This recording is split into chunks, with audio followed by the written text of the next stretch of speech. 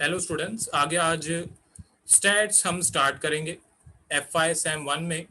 ये आपका first chapter है, एसोसिएशन ऑफ एट्रीब्यूट्स। वैसे यूनिट 1 में दो चैप्टर्स हैं। वैसे यूनिट 1 में दो चैप्टर्स हैं, एक है लीनियर कोरिलेशन एंड दूसरा है एसोसिएशन ऑफ एट्रीब्यूट्स। मैं पहले एसोसिएशन ऑफ एट्रीब्यूट स्टार्ट कर रहा हूँ, क्योंकि जो लीनियर कोरिलेशन है वो 12th में भी था एंड वो 99% जो चैप्टर है वो सेम है। एक जो मेथड है वो अलग है सिर्फ, एंड वो भी हम बाद में कर लेंगे। तो पहले तो जो अलग चैप्टर है, स्टार्टिंग के मैं पहले चैप्टर कराने वाला हूँ स्टैट्स का, इसीलिए मैंने सोचा कि थोड़ा हल्के फुल्के से स्टार्ट करते हैं, थोड़ा इजी से स्टार्ट करते हैं। तो एसोसिएशन ऑफ एट्रीब्यूट्स ये चैप्टर हम स्टार्ट करेंगे आज। अब आप में से जो 12th में थे, लीनियर कोरिलेशन चैप्टर जिसका किया हुआ है, उसमें मैं आपको समझा देता हूँ कि क्या क्या होता है। लीनियर कोरिलेशन में क्या होता है, आपको नंबर्स दिए होते हैं, एक्स और वाई वेरिएबल्स दिए होते हैं, आपको उनके बीच का कोरिलेशन फाइंड करना होता है कि पॉजिटिव कोरिलेशन है, नेगेटिव कोरिलेशन है, परफेक्ट पॉजिटिव कोरिलेशन है, परफेक्ट नेगेटिव कोरिलेशन है। ठीक है, इस तरीके से करना होता है हमको। अब कोरिलेशन जो है वो हम यूज कर सकते हैं जब नंबर्स दिए हों। जब नंबर्स दिए हों। एसोसिएशन ऑफ एट्रीब्यूट्स पे आ जाते हैं। अब बहुत सारी ऐसी चीजें होती हैं जिसे नंबर्स में कैलकुलेट नहीं किया जा सकता। ऐसी चीजों को एट्रीब्यूट्स बोलते हैं। For example intelligence. इंटेलिजेंस को कोई नंबर वगैरह नहीं दिया जा सकता। ब्यूटी। तो इस तरीके के जो एट्रीब्यूट्स हैं उनके बीच का क्या रिलेशन है, उनके बीच का जो एसोसिएशन है, नेगेटिव है, पॉजिटिव है, इंडिपेंडेंट है, कैसे कैलकुलेट करते हैं, वो कैसे डिसाइड करते हैं, वो इस चैप्टर में हम सीखने वाले हैं। Chapter easy. मैंने पहले जैसे हर बार हम करते हैं, जो थ्योरी वाले पेजेस हैं उसके लिए थोड़े पेजेस छोड़ देना। यहाँ पे मैंने टोटल जो थ्योरी वाले पेजेस मुझे मिले सारे हैंड रिटन है, वो मैंने यहाँ पे सारे डाल दिए हैं पहले। इसमें जितने भी इस चैप्टर की फॉर्मूलाज वगैरह हैं, जो इंपॉर्टेंट रूल्स हैं, वो सारे आ जाएंगे। पहले तो ये मैं रूल्स वगैरह जो है वो आपको समझाऊंगा एंड उसके बाद आगे हम लोग जो सम्स हैं उस पर आ जाएंगे। ठीक है, धीरे धीरे स्टार्ट करते हैं। हाँ, अब ये है पेज नंबर 1। जब मैं बोलूँ लिखने के लिए, तब पॉज कर करके आपको लिखना है। अब एसोसिएशन ऑफ एट्रीब्यूट्स चैप्टर जो है उसमें आपको पहले तो क्वेश्चन दिया होगा एंड उस क्वेश्चन में आपको अलग अलग एट्रीब्यूट्स दिए होंगे। 11th स्टैंडर्ड में जो टेबुलर मेथड था, टेबल हम बनाते थे, एट्रीब्यूट्स को पहले डिसाइड करते थे। वैसे ही इस चैप्टर में भी हम पहले एट्रीब्यूट्स को डिसाइड करेंगे कि भाई बॉयज एंड गर्ल्स दो चीजें दी हुई है, मतलब एक एट्रीब्यूट कौन सा हुआ, जेंडर का। फिर बहुत सारे एग्जांपल्स ऐसे आएंगे कि फॉर एग्जांपल स्मोकर्स हैं एंड नॉन स्मोकर्स हैं, टी ड्रिंकर्स हैं और कॉफी ड्रिंकर्स हैं। तो ऐसे एट्रीब्यूट्स पहले हमको क्वेश्चन में से डिसाइड करने होते हैं। इस चैप्टर का सबसे इंपॉर्टेंट रूल मैं अगर आपको पहले ही बता दूं, तो यहाँ पे ये आपका एक तरीके से फॉर्मेट है क्वेश्चन का। हर एक क्वेश्चन जो है वो इसी फॉर्मेट में बनेगा। यहाँ पे आपको ये ए दिख रहा होगा। ये ए, ये बी है, फिर ये अल्फा है एंड ये बीटा है। ठीक है, ए, फिर यहाँ पे ये है बी, फिर ये है अल्फा, एंड ये है बीटा। उसके बाद बीच में भी जो वैल्यूज हैं वो है, नीचे भी टोटल है एंड साइड में भी टोटल है। यहाँ पे ध्यान दो, A multiply by B, A multiply by B, वो यहाँ पे आएगा ए बी। उसकी वैल्यू यहाँ पे लिखेंगे। उसके बाद अल्फा मल्टीप्लाई बाय बी, उसकी वैल्यू यहाँ पे लिखेंगे अल्फा बी। इन दोनों का टोटल जो है अल्फा बी, नीचे मैंने फॉर्मूलाज भी लिखी हुई हैं। नीचे मैंने यहाँ पे फॉर्मूलाज भी लिखी हुई हैं सारी। वैसे तो ये फॉर्मूलाज लर्न करने की कोई जरूरत है नहीं। ये फॉर्मूलाज लर्न करने की कोई जरूरत नहीं है, पर मैंने फिर भी ये फॉर्मूलाज जो है वो लिख दिए हैं यहाँ पे ये नीचे। ये आपको अगर लिखनी हो तो आप लिख सकते हो, ये फॉर्मूलाज नीचे हैं। जब मैं एक बार पूरा स्क्रॉल कर दूंगा तब पॉज करके मैं लिखवा भी दूंगा। ठीक है, तो यहाँ पे ये है ए, फिर बी, फिर अल्फा, फिर बीटा। फिर उसके बाद बीच में जो वैल्यूज लिखी हुई है वो कैसे आ रही है मैं वो बता रहा हूँ आपको। तो A into B A B, alpha into B alpha B, फिर A B plus alpha B, इन दोनों का टोटल है उसको बोलेंगे बी, मतलब बी कॉलम का टोटल। फिर बीटा कॉलम के टोटल को बीटा बोलेंगे। फिर ये ए कॉलम का जो टोटल है हॉरिजॉन्टली, यहाँ पे ये आएगा ए। फिर अल्फा का जो टोटल है हॉरिजॉन्टली, ये आएगा अल्फा। बाकी सेम वैसे A into beta A beta, alpha into beta, alpha beta, ठीक है। एंड टोटल जो है, ओके, टोटल जो आपका आएगा, जो क्वेश्चन में भी दिया होता है बहुत बार, उसको बोलते हैं कैपिटल एन। यहाँ पे आपकी टेक्स्ट बुक में ये जो अंदर वाली वैल्यूज हैं इस पे हमेशा ब्रैकेट लगाते हैं, उसका कोई भी स्पेसिफिक रीजन मेंशन नहीं किया हुआ है, बस आपके एक तरीके से टेक्स्ट बुक में वो ब्रैकेट्स जो हैं वो लगाते हैं, कोई भी रीजन वगैरह मेंशन नहीं किया हुआ है, तो इसीलिए मैं भी हर सम में हम भी ये ब्रैकेट्स जो है अंदर लगाएंगे। अब यहाँ पे ये जो एन है ये है टोटल, ओके, मतलब सारी जो वैल्यूज हैं हॉरिजॉन्टली भी वर्टिकली भी, ये एन जो है उसकी वैल्यू आपको दी हुई है। नीचे ये फॉर्मूलाज आपको दी हुई है, जैसे A B plus alpha B, okay, A B plus alpha B, ये रहा A B plus alpha B, इसके टोटल को क्या बोलेंगे बी। ये वैल्यूज कोई लर्न करने की जरूरत नहीं है, पर फिर भी आपके इंफॉर्मेशन के लिए मैंने यहाँ पे लिख दिया। ओके, अब मैं एक बार स्क्रॉल कर देता हूँ तो आप पॉज करके लिख लेना, धीरे धीरे स्टार्ट करेंगे। ये पेज नंबर 1 है, ओके, ये पेज नंबर 1 है। ये फॉर्मेट आपको हर सम में बनाना ही है, ओके, एंड ये इसकी फॉर्मूलाज है, पॉज करके लिखते जाना। ओके, अभी पेज नंबर 2 पे आ जाते हैं। तो अब यहाँ पे पेज नंबर 2 है, कंसिस्टेंसी ऑफ द डेटा। अब ये अलग अलग टाइप के क्वेश्चंस आपको पूछेंगे, मैं पहले ही सारे कोई किसी ने बेल बजाई, मैं नहाने गई थी, 2 में 15 मिनट पड़े थे। तो अब ये इस टाइप के क्वेश्चंस आएंगे, कंसिस्टेंसी ऑफ डेटा। अब कंसिस्टेंसी ऑफ डेटा क्वेश्चन पूछेंगे, आपको वैल्यूज दी होंगी, आपको सेम जो टेबल मैंने ऊपर बताया, नीचे भी यहाँ पे मैंने वो टेबल वापस से इस पेज पे जो है वो बनाया हुआ है, ओके, यहाँ पे थ्योरी वाले पेजेस में ये टेबल ही हर सम में आपको बनाना है। इस टेबल से ही पूरी कोई भी क्वेश्चन हो, कोई भी फॉर्मूला हो, यहाँ से ही सॉल्व होगी। तो कंसिस्टेंसी ऑफ डेटा, अब यहाँ पे आपको क्वेश्चन में पूछा होगा कि इज द डेटा कंसिस्टेंट और is the data non consistent, data consistent है या डेटा कंसिस्टेंट नहीं है। अब इसका जो 2 रूल्स हैं वो मैंने यहाँ पे लिख दिए हैं। If all the values are 0 और positive then data is consistent. ये 2 रूल्स आपको याद रखने। अगर सारी वैल्यूज, ये टेबल की जो वैल्यूज हैं, ओके, ये जो टेबल है एसोसिएशन ऑफ एट्रीब्यूट्स का, इसकी सारी वैल्यूज अगर या तो 0 हैं या तो पॉजिटिव है, प्लस में है, तो वो डेटा जो है वो कंसिस्टेंट है, कोई प्रॉब्लम नहीं है।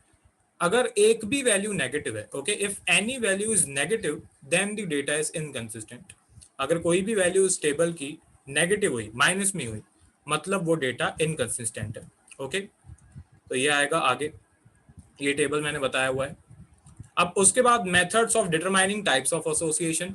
अब ये अलग अलग मेथड से, जैसे कोरिलेशन में बहुत सारी फॉर्मूलाज होती थी 12th में, अभी भी है, वैसे भी FY में 99% सेम ही है। अगर आपको आता है 12th का, आपने अच्छी तरह से किया है, तो आपको एक तरीके से 99% चैप्टर वो अभी भी आता ही होगा, ओके। फिर भी हम करेंगे आगे जाकर, पहले जो चैप्टर्स एक तरीके से आपके नहीं किए हुए हैं 12th में, वो मैं आपको कराऊंगा, जैसे एसोसिएशन ऑफ एट्रीब्यूट्स हैं, बाकी के जो चैप्टर्स हैं वो पहले करेंगे। अब यहाँ पे ये methods of determining types of association है कि भाई नेगेटिव एसोसिएशन है, पॉजिटिव एसोसिएशन है, वो जो टाइप्स हैं वो मैं अभी बताऊंगा आपको। तो यहाँ पे पहली मेथड है प्रपोर्शन मेथड। मैं वापस से रिपीट कर रहा हूँ, ये टेबल में से ही सारी चीजें आएंगी, ओके, ये टेबल से ही आपको सारी फॉर्मूलाज जो है वो लगानी है, ओके। तो पहली मेथड है प्रपोर्शन मेथड। अब यहाँ पे आपको LHS एंड RHS पहले सॉल्व करना है। LHS में कौन सी फॉर्मूला लगेगी, RHS में कौन सी फॉर्मूला लगेगी, वो मैंने बता दी यहाँ पे। अब यहाँ पे लिखी हुई है वो फॉर्मूला AB अपॉन B। अगर मैं टेबल में से समझाऊं फॉर्मूला, अगर आपको लर्न नहीं करनी है तो ये टेबल में से ही आप फॉर्मूला एक तरीके से बना भी सकते हो, ठीक है। ये रहा AB, ओके, ये है AB डिवाइड बाय ये B, ओके, मतलब ये AB की value divide by B column का टोटल, ये है LHS, ठीक है, ये क्या है LHS। और उसके बाद नीचे जो RHS है, ओके, वो है A beta upon beta, okay, A beta upon beta. तो ये रहा सेम, जैसे साइड में ये हमने AB अपॉन B किया, उसी तरीके से ये A बीटा, ये रहा अपॉन बीटा। अब LHS और RHS सॉल्व हो गया। इसके बाद बस दोनों को कंपेयर करना है, ठीक है, दोनों की जो वैल्यूज आएगी उसको बस कंपेयर करना है। अगर ये रहा, ओके, पेज नंबर 3, अगर LHS की वैल्यू RHS से बड़ी है, ओके, अगर LHS की वैल्यू RHS से बड़ी है तो पॉजिटिव एसोसिएशन है। अगर RHS की वैल्यू जो है वो LHS से बड़ी है तो नेगेटिव एसोसिएशन है। और अगर दोनों की वैल्यूज इक्वल हैं, LHS अगर RHS के इक्वल है तो कोई भी एसोसिएशन नहीं है, या आप ऐसे भी बोल सकते हो इंडिपेंडेंट एसोसिएशन है। ये सारी फॉर्मूलाज मैं पहले ही बता रहा हूं बेटा, ये फॉर्मूलाज एक तरीके से आप सीखने के बाद भी सम्स डायरेक्टली खुद स्टार्ट कर सकते हो। सम्स भी मैं कराने वाला हूँ, पर ये सारी फॉर्मूलाज मैं चैप्टर की स्टार्टिंग में बता देता हूँ ताकि आगे हम फटाफट कर पाए। तो ये आपका प्रपोर्शन मेथड हो गया, फर्स्ट मेथड। आपको अगर एग्जाम में बोला हो प्रपोर्शन मेथड तो ये मेथड आप करोगे। ये एक तरीके से उसके स्टेप्स हैं। पहले LHS AB upon B, RHS में A बीटा अपॉन बीटा। अगर LHS बड़ा है तो पॉजिटिव, अगर RHS बड़ा है तो नेगेटिव, दोनों इक्वल हैं तो इंडिपेंडेंट, नो एसोसिएशन। उसके बाद सेकंड मेथड है comparison method, that is comparison of actual या observed frequency and expected frequency. ठीक है, अब यहाँ पे भी 2 स्टेप्स हैं, उसके बाद आपको कंपेयर ही करना है। ठीक है, यहाँ पे LHS में क्या है, यहाँ पे LHS में है AB, इसको एक्चुअल और ऑब्जर्व्ड फ्रीक्वेंसी भी बोलते हैं। ये जो मैंने यहाँ पे एक्चुअल और ऑब्जर्व्ड फ्रीक्वेंसी लिखा हुआ है ये थ्योरी में पूछ सकते हैं। ठीक है, आपको अगर थ्योरी में पूछें कि व्हाट इज एक्चुअल और ऑब्जर्व्ड फ्रीक्वेंसी, दोनों में से अगर कुछ भी पूछें तो आपको लिखना है AB। ओके, आपको लिखना है AB की जो वैल्यू है वो एक्चुअल है and observe frequency. AB table में से ऊपर, जो मैंने पहले भी बोला, ओके, ये रही AB की वैल्यू। ये आपका सिर्फ AB की वैल्यू आपको ले लेनी है, कोई भी कैलकुलेशन नहीं करनी है। LHS में सिर्फ ये जो AB है, ओके, LHS में सिर्फ ये जो AB है उसकी वैल्यू आपको लेनी है, ये AB की वैल्यू। ओके, उसके बाद जो RHS है, ठीक है, जो RHS है उसमें कौन सी वैल्यू लेनी है, ये वाली। Okay, A into B. अब यहाँ पे ध्यान देना बेटा, यहाँ पे A इंटू बी है। ओके, यहाँ पे ध्यान देना, ये A इंटू बी है, अपॉन में N है। Okay, A into B upon N। अब A का मतलब क्या है, सिर्फ A का मतलब है जो पूरे A कॉलम का टोटल है वो। ओके, A का मतलब पूरे A कॉलम का टोटल, सारी वैल्यूज वो टेबल में से ही आएंगी, जो मैंने स्टार्टिंग में भी बताया, यहाँ पे भी मैंने बता रहा हूँ। पूरे A कॉलम का टोटल ये रहा। Okay, and multiply by B, मतलब पूरे B कॉलम का total, divide by N, divide by N ये। ओके, तो आपको इसको कंपेयर करना है, मतलब AB को, एंड ये आपका LHS है, उसके बाद RHS में A into B divide by N। उसके बाद सेम जैसे प्रोपोर्शन मेथड में था, अगर LHS की वैल्यू बड़ी है, ओके, यहाँ पे ये रहा मैंने लिखा हुआ है, अगर LHS मतलब AB जो है वो A into B upon N से बड़ा है मतलब पॉजिटिव एसोसिएशन है। ओके, अगर A into B upon N मतलब RHS अगर LHS से बड़ा है तो नेगेटिव एसोसिएशन है। दोनों इक्वल हैं तो इंडिपेंडेंट है। ओके, इंडिपेंडेंस ऑफ एसोसिएशन है या नो एसोसिएशन है। अब थर्ड मेथड, यूल्स मेथड, सबसे इंपॉर्टेंट मेथड, एग्जाम में ये गारंटी आती ही आती है। ओके, एंड इसकी एक फॉर्मूला है, इसके कोई भी स्टेप्स वगैरह नहीं है, LHS वगैरह नहीं है, इसकी फॉर्मूला है। ये थ्योरी में भी बहुत थ्योरेटिकली भी बहुत इंपॉर्टेंट है, एंड सम्स तो इसका आता ही आता है। सम इसका मैं गारंटी दे सकता हूँ आपको कि इसका सम GU की एग्जाम में 100% आता ही है। थ्योरी में भी इसकी थ्योरी पूछते हैं कि यूल्स मेथड किसने बनाई, कैसे बनाई। ओके, वो आपकी टेक्स्ट बुक में दिया होगा, एंड यहाँ पे वो जो मेथड है, जो फॉर्मूला है वो मैंने लिखी हुई है। यूल्स मेथड को एक तरीके से कोएफिशिएंट ऑफ एसोसिएशन भी बोलते हैं।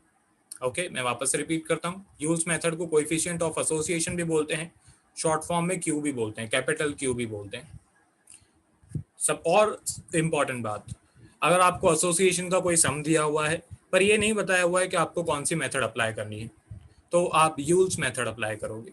ठीक है, कोई भी हमेशा हर स्टैंडर्ड में सर भी आपको बताते हैं, मैं भी आपको बता रहा हूँ कि यहाँ पे कोई भी मेथड अगर नहीं बताई हो, तो जैसे लीनियर कोरिलेशन में कोई भी मेथड नहीं बताई होती थी तो हम डायरेक्टली कार्ल पियर्सन करते थे। तो यहाँ पे भी अगर एसोसिएशन में कोई मेथड नहीं बताई हुई है तो आपको यूल्स मेथड जो है वो अप्लाई करनी है।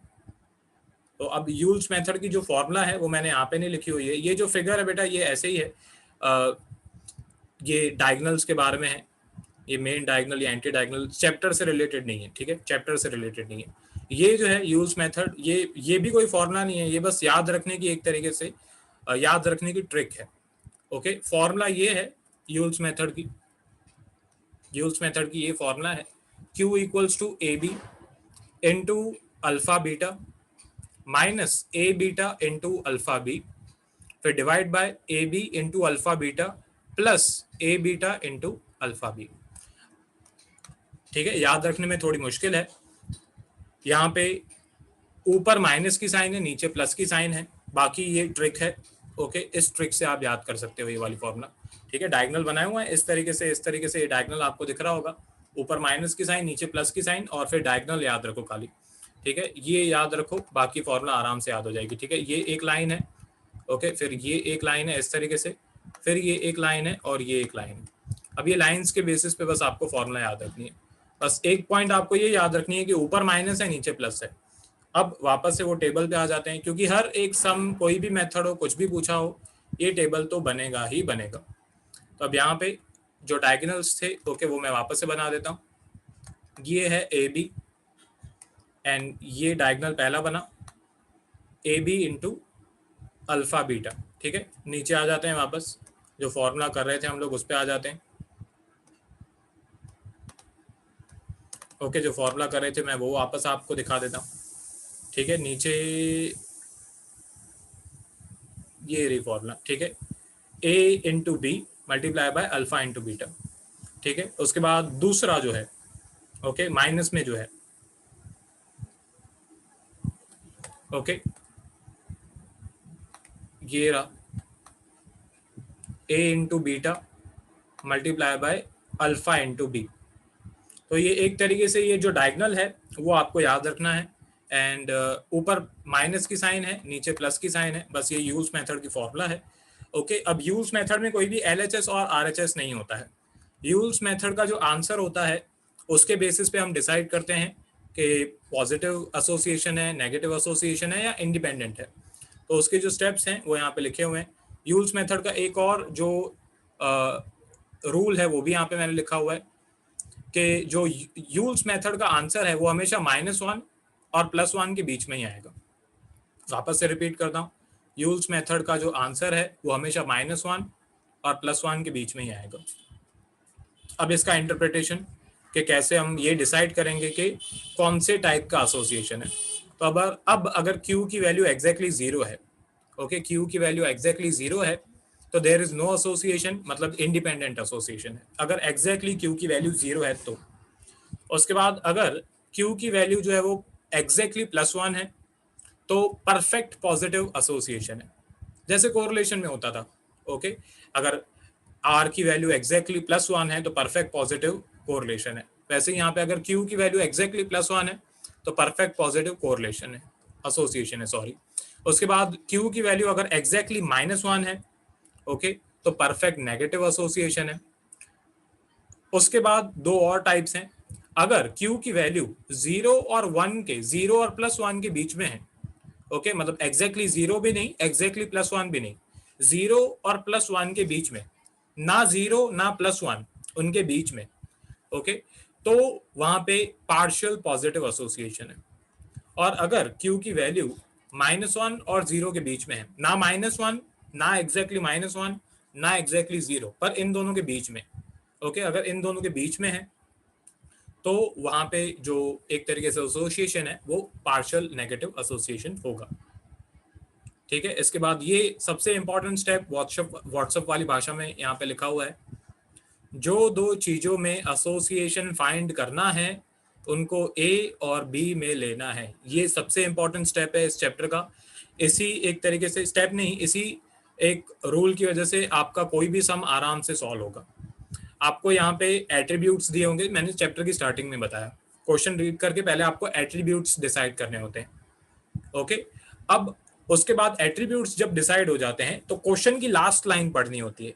क्वेश्चन की लास्ट लाइन में लिखा होता है कि find association between this and this, ये दो चीजों के बीच में एसोसिएशन फाइंड करो। तो जो दो चीजें, ओके, जो दो एट्रीब्यूट्स के एसोसिएशन आपको फाइंड करने को बोल रहे हैं, उन्हीं दो चीजों को आपको ए में और बी में लेना है। ओके, उन्हीं दो चीजों को आपको ए और बी में लेना है। अल्फा और बीटा क्या होगा वो भी मैं आपको बता दूंगा। ठीक है, तो ये सारे थ्योरी वाले पेजेस हैं।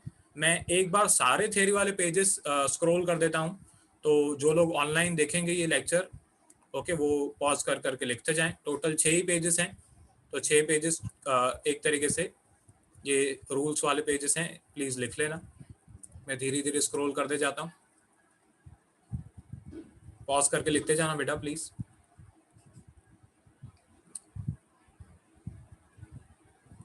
ओके, कंसिस्टेंसी वाला टॉपिक,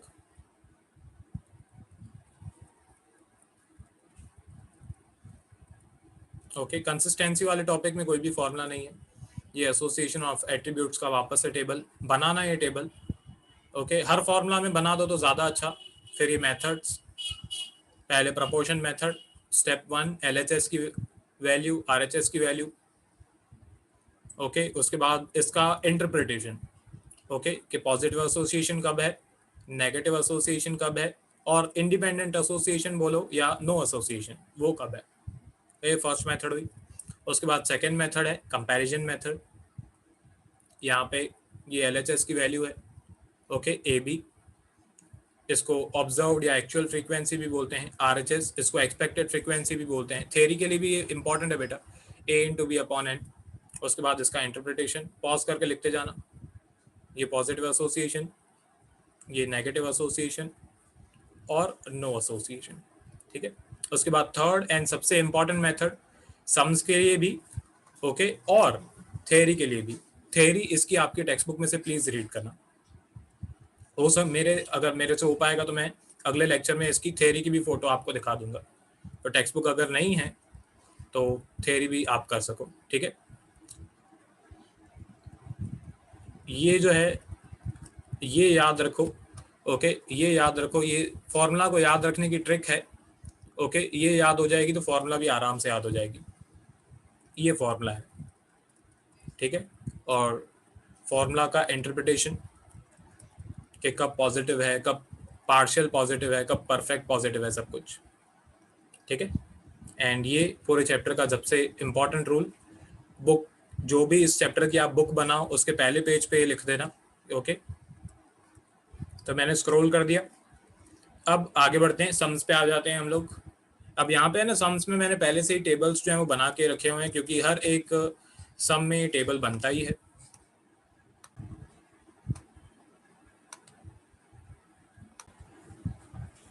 ओके, क्वेश्चन नंबर 10, ये सम्स में जो है वो स्टार्ट करवा रहा हूँ अभी। DS शाह के सम्स है ये, मैंने क्वेश्चंस की फोटो डाल दी। अब पहला क्वेश्चन है, question number 10, is there any inconsistency in the following data. अब आपको यहाँ पे 2 क्वेश्चंस दिए हुए हैं, 2 डेटा दिए हुए हैं, एंड आपको ये पूछ रहे हैं कि कोई इनकंसिस्टेंसी है। तो कंसिस्टेंसी के रूल्स जो है वो मैंने आपको बताए थे, 2 ही रूल हैं, बहुत सिंपल रूल है। पूरे टेबल में अगर सारी वैल्यूज प्लस में है, पॉजिटिव है, तो कोई भी इनकंसिस्टेंसी नहीं है, मतलब डेटा कंसिस्टेंट है। और अगर एक भी वैल्यू नेगेटिव है, ओके, अगर एक भी वैल्यू नेगेटिव है तो डेटा इनकंसिस्टेंट है, ठीक है।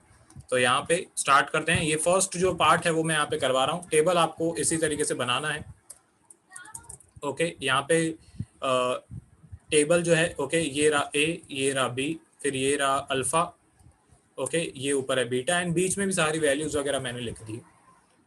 तो यहाँ पे पहले वैल्यूज जो है पुट करके लिखते जाएंगे फटाफट। यहाँ पे A की जो वैल्यू है, टोटल A की जो वैल्यू है वो 200 दी हुई है, मतलब ये आपको 200 वैल्यू दी हुई है, ओके। A की जो वैल्यू है वो 200 है, टोटल की वैल्यू है। उसके बाद AB की वैल्यू यहाँ पे दी हुई है 125। पहले जो वैल्यूज दी हुई है मैं वो लिख दूंगा, उसके बाद बाकी की जो वैल्यूज है वो प्लस माइनस करके हम लोग फाइंड कर लेंगे, ठीक है। उसके बाद B की जो वैल्यू है, टोटल पूरे B की जो वैल्यू है वो दी हुई है 250, एंड N की वैल्यू, कैपिटल N की वैल्यू ये आपको दी हुई है 600, ओके। तो अब बहुत सारे तरीकों से आप बाकी की जो मिसिंग वैल्यूज है वो फाइंड कर सकते हो। स्टार्ट करते हैं, पहले सारी वैल्यूज फाइंड कर लेंगे, एंड उसके बाद देखेंगे अगर यहाँ पे कोई वैल्यू नेगेटिव होगी तो इनकंसिस्टेंसी होगी, अगर कोई सारी वैल्यूज पॉजिटिव हैं तो कोई भी इनकंसिस्टेंसी नहीं होगी, ठीक है। तो यहाँ पे ये अल्फा बीटा की वैल्यू पहले फाइंड करेंगे। तो सारी वैल्यूज कैसे आती हैं, यहाँ पे AB प्लस अल्फा बीटा करके हमारी B की वैल्यू आती है। तो B की वैल्यू दी हुई है, ठीक है, B की वैल्यू आपको दी हुई है, अल्फा बीटा की वैल्यू आपको चाहिए, तो क्या करेंगे, बी की वैल्यू में से ये जो ए बी की वैल्यू है वो माइनस कर देंगे। ओके, तो यहाँ पे मैं फर्स्ट सम में कैलकुलेशन भी लिख रहा हूँ क्योंकि सिर्फ इनकंसिस्टेंसी के बारे में पूछ रहे हैं, तो यहाँ पे मैं कैलकुलेशन भी लिख रहा हूँ। जब आगे हम लोग एसोसिएशन वगैरह फाइंड करेंगे तब ये कैलकुलेशन नहीं लिखनी है। तो यहाँ पे ए बी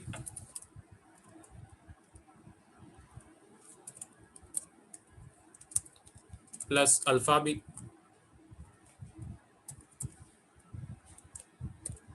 इन दोनों को प्लस करके आंसर आता है बी, सब कैपिटल में। अब यहाँ पे हमको ए बी की तो वैल्यू दी हुई है 125। ओके, अल्फा बीटा की वैल्यू हमें फाइंड करनी है। ओके, अल्फा बी की वैल्यू हमें फाइंड करनी है और बी की भी वैल्यू दी हुई है 250। तो यहाँ पे अल्फा बी जो है वो यहाँ पे ही रहेगा और 250 में से ये 125 माइनस हो जाएगा। ठीक है, तो यहाँ पे अल्फा बी की जो वैल्यू है उसका आंसर लिख देंगे हम लोग। Alpha B equals to 250 minus 125। Okay, इसका आंसर आ रहा है 125, तो ये इसकी वैल्यू आ गई 125। ठीक है, ये यहाँ पे मैंने लिख दी। उसके बाद यहाँ पे ये जो अल्फा है उसकी वैल्यू फाइंड कर देते हैं। तो इस तरीके से फॉर्मूलाज मैं लिख लिख के कैलकुलेशन भी करते जाऊंगा। ठीक है, ये पहली कैलकुलेशन, आप सब कुछ नीचे नीचे लिखना, मैं साइड बाय साइड लिखते जा रहा हूँ। तो अल्फा की कैलकुलेशन, तो यहाँ पे ए प्लस अल्फा। ओके, ए प्लस अल्फा करके हमारा कैपिटल एन आता है। अब ए की वैल्यू यहाँ पे दी हुई है 200, अल्फा की वैल्यू नहीं दी हुई है। ओके, अल्फा की वैल्यू हमें फाइंड करनी है। एन की वैल्यू भी दी हुई है 600। ओके, तो अल्फा की वैल्यू इक्वल्स टू 600 में से 200 माइनस कर देंगे, तो अल्फा की वैल्यू आएगी इक्वल्स टू 400। यहाँ पे लिख देंगे 400। ठीक है, उसके बाद यहाँ पे हॉरिजॉन्टली सारी कैलकुलेशन आप कर सकते हो, वैसे बहुत सारे तरीके हैं। अब यहाँ पे ये b plus beta, okay, b plus beta करके n की वैल्यू आएगी, कैपिटल N की वैल्यू, सेम वही कैलकुलेशन वापस से, कैपिटल B प्लस बीटा, इसको प्लस करके आंसर आता है n, कैपिटल N। अब यहाँ पे हमारे पास b की वैल्यू है 250, बीटा की वैल्यू नहीं है। ओके, बीटा की वैल्यू नहीं है, n की वैल्यू है 600। तो यहाँ पे बीटा की वैल्यू फाइंड करने के लिए 600 में से 250 माइनस कर देंगे, उसका आंसर मैं यहाँ पे लिख देता हूँ 600 माइनस 250,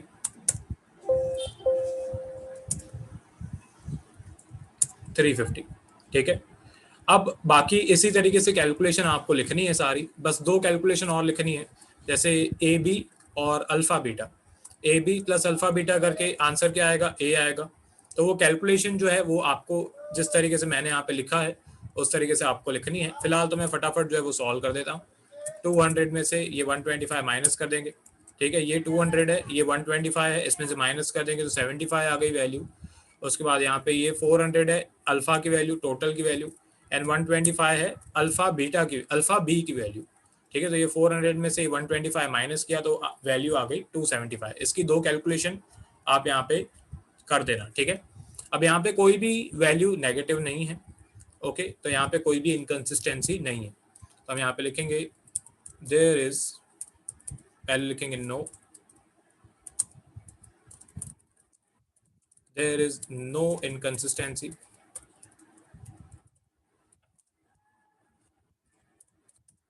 उसी तरीके से सेकंड सम जो है वो भी करना है। ओके, यहाँ पे आपको सेम n की वैल्यू दी हुई है, a की वैल्यू दी हुई है, ab की वैल्यू दी हुई है और b की वैल्यू दी हुई है। ठीक है, ये एक सम मैंने आपको करवा दिया, बहुत इजी सम है, इसमें कुछ है नहीं। ओके, सेकंड सम आप खुद करना, टिक कर लो, टिक कर लेना बेटा। ओके, मैं एक बार स्क्रॉल कर देता हूँ, तो आप पॉज करके लिख लो जो लोग ऑनलाइन देख रहे हैं। सेकंड सम आपको करना है खुद से, क्योंकि इनकंसिस्टेंसी वाला सम पूछते नहीं है, यूज्ड मेथड पूछते हैं ज़्यादातर। ठीक है, पर फिर भी मैं करवा देता हूँ। ठीक है, मैंने स्क्रॉल कर दिया, प्लीज़ पॉज कर करके लिख लेना। उसके बाद ये है क्वेश्चन नंबर 11। ओके, यहाँ पे टेबल थोड़ा रिपीट हो रहा है, मैं थोड़ा ठीक कर देता हूँ पहले।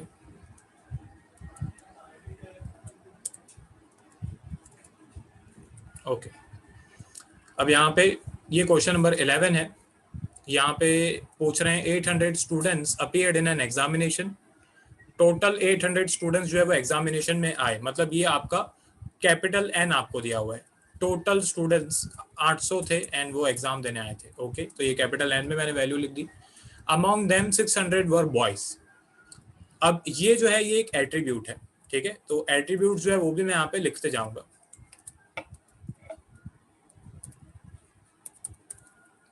ओके, ये एक एट्रीब्यूट है boys and girls. Okay, boys and girls के एट्रीब्यूट को हम क्या बोलते हैं? जेंडर।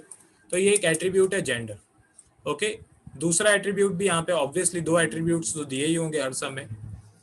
उसके बाद यहाँ पे पूछा हुआ है 650 students were successful and 160 girls were unsuccessful. अब यहाँ पे दूसरा जो है जो एट्रीब्यूट दिया हुआ है वो दिया हुआ है सक्सेस के बेसिस पे। एग्जामिनेशन में 650 स्टूडेंट सक्सेसफुल थे, मतलब पास हुए, एंड 160 गर्ल्स जो थी वो अनसक्सेसफुल हुई, मतलब फेल हुई। तो यहाँ पे जो दूसरा एट्रीब्यूट है, ओके, वो यहाँ पे आपको दिया हुआ है सक्सेस के रिलेटेड। ओके, मतलब पास या फेल। तो क्वेश्चन में जो मैंने 6th रूल आपको बताया, क्वेश्चन में जो दो एट्रीब्यूट्स आपको या दो एट्रीब्यूट्स के बीच में, वैसे तो यहाँ पे हमको एसोसिएशन नहीं फाइंड करना है, हमको पूछा हुआ है can this information be regarded consistent, consistency पूछी हुई है। तो अगर क्वेश्चन में दो एट्रीब्यूट्स दिए हो, एसोसिएशन फाइंड करना हो, तो उन्हें दो एट्रीब्यूट्स को आपको ए और बी में लेना है। ओके, तो ये मैं रूल पहले से ही आपको बता रहा हूँ क्योंकि इसके बेसिस पे ही आगे सम्स आने वाले हैं। तो यहाँ पे जेंडर एंड सक्सेस दो एट्रीब्यूट्स हैं, तो जेंडर को मैं ए यहाँ पे जो है, ओके, ए एंड अल्फा पे लूंगा मैं, एंड जो सक्सेस है उसको मैं बी और बीटा में ले लूंगा। ठीक है, तो बॉयज को मैं ले लेता हूँ ए में। ओके, ये बॉयज को मैं ले लेता हूँ ए में, boys equals to A and girls equals to alpha. Okay, girls equals to alpha. उसके बाद बी को मैं यहाँ पे ले लेता हूँ बी इक्वल्स टू सक्सेसफुल।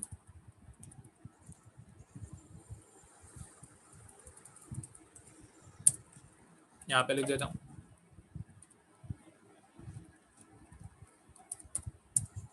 और बीटा मतलब अनसक्सेसफुल।